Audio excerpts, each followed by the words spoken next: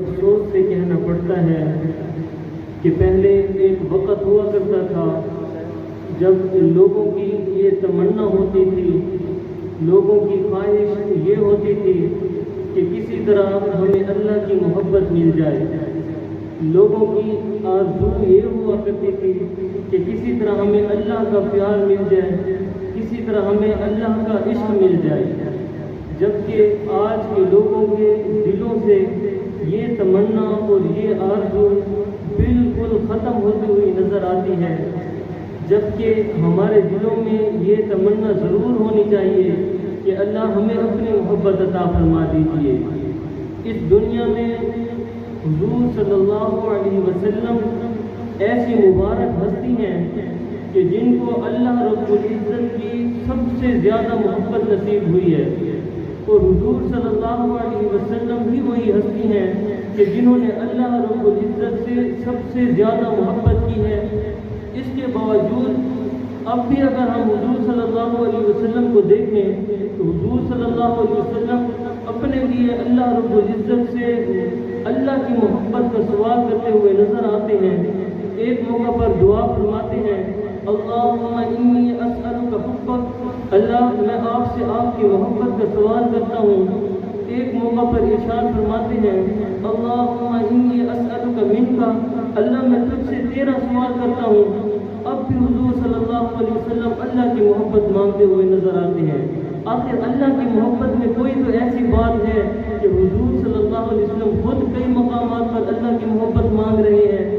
جب کسی بندے کو اللہ کی محبت مل جاتی ہے پھر وہ بندہ دنیا میں بھی کامیاب ہو جاتا ہے، وہ بندہ آخرت میں بھی کامیاب ہو جاتا ہے۔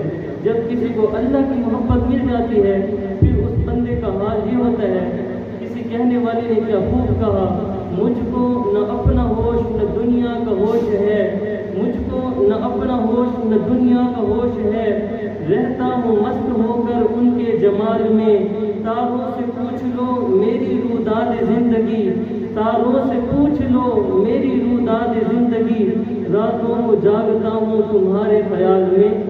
جب کسی بندے کو اللہ کی محبت مل جاتی ہے پھر اس بندے کے لیے رات کے وقت میں اٹھ کر تنہائی میں اللہ رب العزت کے سامنے کھڑے ہو کر نماز پڑھنا، لمبی لمبی رکعات تلاوت کرنا، لمبی لمبی اللہ رب العزت کے سامنے دعائیں مانگنا، لمبی لمبی مناجات کرنا پھر بندے کے لیے آسان ہو جاتا ہے۔ پھر بندے کے لیے شدید گرمیوں کے سخت ترین قسم کے روزے رکھنا آسان ہو جاتا ہے۔ جب کسی بندے کو اللہ کی محبت مل جاتی ہے پھر وہ بندہ دنیا میں اللہ کی محبت میں مست ہوتا ہوا نظر آتا ہے، پھر وہ بندہ اللہ کی ہی محبت میں نظر آتا ہے، پھر اس بندے کو دنیا کی چیزوں کی پرواہ اور فکر نہیں رہتی۔ اس لیے ہمیں کوشش کرنی چاہیے کہ کسی طرح ہمیں بھی اللہ رب العزت کی محبت مل جائے۔ اللہ رب العزت نے ہمیں یہ جو دل عطا کیا ہے اس دل کا کام محبت کرنا ہے۔ ہم لاکھ اس دل کو سمجھا لیں کہ ہمارا دل کسی چیز سے محبت نہ کرے، ایسا ہرگز نہیں ہو سکتا۔ یہ دل کسی نہ کسی چیز سے ضرور محبت کرے گا۔ اس دل کا کام ہی عشق کرنا ہے۔ دل بحر محبت ہے، محبت ہی کرے گا، دل بحر محبت ہے، محبت ہی کرے گا، لاکھ اس کو تو بچا کسی پر تو مرے گا، پتھر سے ہو خدا سے ہو یا پھر کسی سے ہو، پتھر سے ہو خدا سے ہو یا پھر کسی سے ہو، آتا نہیں چین محبت کیے بغیر۔ تو اس دل کا کام ہی محبت کرنا ہے۔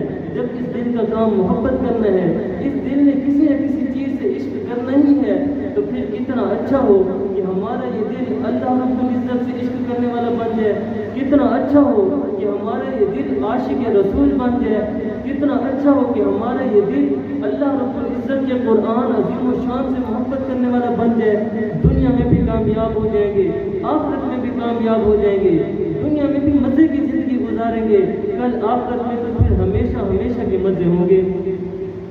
ایک نوجوان تھا حضرت عیسیٰ علیہ السلام کے دور میں، ایک اس نوجوان کی خواہش تھی، ایک آج کے نوجوان کی خواہش ہوتی ہے۔ ذرا اس نوجوان کی خواہش بھی دیکھیں اور آج کے دور میں ذرا ہم اپنی خواہشات کو بھی دیکھیں۔ اس نوجوان کی خواہش کیا تھی اور آج کے دن ہماری خواہشات کیا ہوتی ہیں۔ ایک نوجوان تھا حضرت عیسیٰ علیہ السلام کے دور میں، ایک باغ کا مالی تھا، باغ میں پودوں کو پانی دیا کرتا تھا، ایک مرتبہ حضرت عیسیٰ علیہ السلام کا اس باغ کے قریب سے گزر ہوتا ہے. حضرت عیسیٰ علیہ السلام کی نظر پڑتی ہے اس نوجوان پر. نوجوان حضرت عیسیٰ علیہ السلام کو دیکھتا ہے, دوڑتا ہوا آتا ہے کہ اے عیسیٰ, آپ تو اللہ کے نبی ہیں. نوجوان جانتا تھا کہ اللہ کے نبی جب کسی کے لیے دعا کرتے ہیں تو اللہ رب العزت ان کی دعاؤں کی لاج رکھ لیا کرتے ہیں. نوجوان کہنے لگا کہ آپ میرے لیے اللہ رب العزت سے اللہ کی محبت کا سوال کریں, آپ میرے لیے اللہ کی محبت مانگیں. حضرت عیسیٰ علیہ السلام نے نوجوان سے پوچھا کہ اے نوجوان, تجھے اللہ کی کتنی محبت چاہیے؟ نوجوان کہنے لگا کہ مجھے اللہ کی محبت کا صرف ایک ذرہ چاہیے. اللہ سے دعا کریں کہ اپنی محبت کا صرف ایک ذرہ عطا فرما دے. حضرت عیسیٰ علیہ السلام فرمانے لگے کہ اے نوجوان, تو اللہ کی محبت کا ایک ذرہ برداشت نہیں کر پائے گا. نوجوان کہنے لگا کہ پھر آپ میرے لیے اللہ کی محبت کا صرف آدھا ذرہ ہی مانگ دیجیے. تو حضرت عیسیٰ علیہ السلام نے وعدہ فرما لیا کہ میں اب بھی تیرے لیے اللہ کی محبت کا آدھا ذرہ مانگتا ہوں, بعد میں بھی میں تیرے لیے اللہ کی محبت مانگوں گا. اس وقت حضرت عیسیٰ علیہ السلام چلے جاتے ہیں, نوجوان اپنے کام کے لیے چلا جاتا ہے. حضرت عیسیٰ علیہ السلام نوجوان کے لیے دعا فرما دیتے ہیں. چند دن کے بعد حضرت عیسیٰ علیہ السلام کا پھر وہیں سے گزر ہوتا ہے, باغ کے قریب سے گزر ہوتا ہے. باغ میں اس نوجوان کو تلاش کرنا شروع کرتے ہیں, لیکن پورے باغ میں نوجوان کہیں نظر نہیں آتا. حضرت عیسیٰ علیہ السلام بڑے حیران ہوتے ہیں کہ آخر نوجوان کہاں چلا گیا. اڑوس پڑوس کے لوگوں سے پوچھتے ہیں, لوگوں سے پتہ کرتے ہیں کہ اس باغ میں ایک نوجوان کام کیا کرتا تھا, نوجوان نظر نہیں آتا, نوجوان کہاں چلا گیا.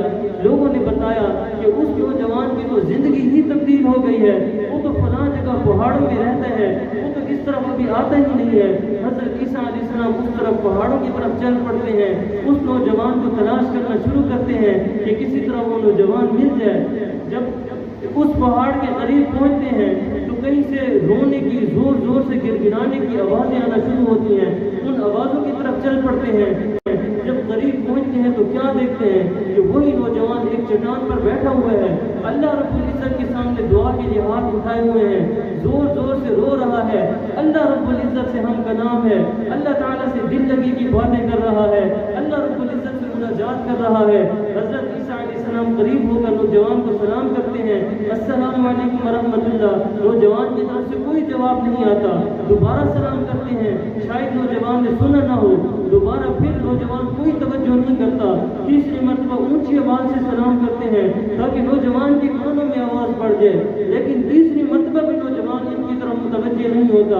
حضرت عیسیٰ علیہ السلام بڑے حیران ہو جاتے ہیں کہ یہی نوجوان کل مجھ سے اللہ کی محبت کی دعا کروا رہا تھا, آج یہ نوجوان ہے کہ مجھے سلام کا جواب تک نہیں دیتا. اللہ رب العزت کی طرف متوجہ ہوتے ہیں, اللہ یہ ماجرا کیا ہے کہ یہ نوجوان مجھے میرے سلام کا جواب نہیں دیتا. اللہ رب العزت حضرت عیسیٰ علیہ السلام کو جواب دیتے ہیں کہ اے عیسیٰ, آپ نے اس بندے کے لیے میری محبت کا آدھا ذرہ مانگا تھا, میں نے آپ کی دعا قبول فرما کر اس نوجوان کو اپنی محبت کا آدھا ذرہ عطا فرما دیا ہے. لہٰذا جس بندے کو میری محبت کا آدھا ذرہ مل جائے پھر وہ بندہ میرے علاوہ کسی اور کی طرف متوجہ نہیں ہو سکتا. جب کسی بندے کو اللہ کی محبت مل جاتی ہے پھر اس بندے کا ایسا حال ہو جاتا ہے, پھر وہ بندہ ایسے اللہ کی محبت میں مست ہو جاتا ہے.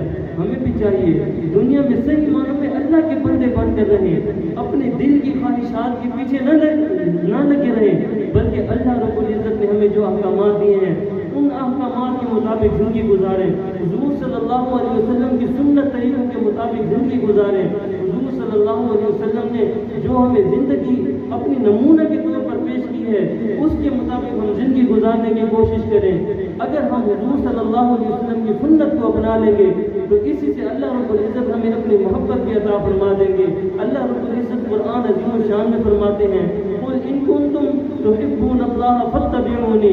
اگر کوئی چاہتا ہے کہ اللہ رب العزت اس سے محبت کرے تو اس کو چاہیے کہ وہ حضور صلی اللہ علیہ وسلم کی اتباع کرے, حضور صلی اللہ علیہ وسلم کی سنتوں کی پیروی کرے.